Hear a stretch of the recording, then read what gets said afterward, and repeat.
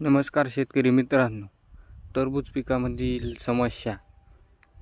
ह्या टायमामध्ये टरबूज पिकावर चिकटा रोग हा भरपूर वाढला आहे. मव्याचा चिकटा. तर चिकट्यासाठी आपण एकदम चांगला उपाय घेऊन आलेलो आहोत. बघू शकता आपला प्लॉटवर आपण स्प्रे घेतलेला आहे या पन्नामा औषधाचा.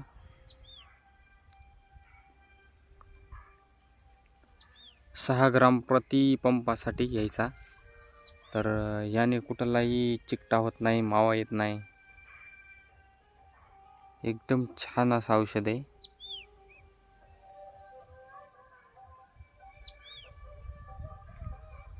आणि बोरीसाठी आपल्याला आदामा कंपनीचा निमरॉड घ्यायचा आहे. बोरी जर असेल तर निमरॉड हा घ्यायचा आहे.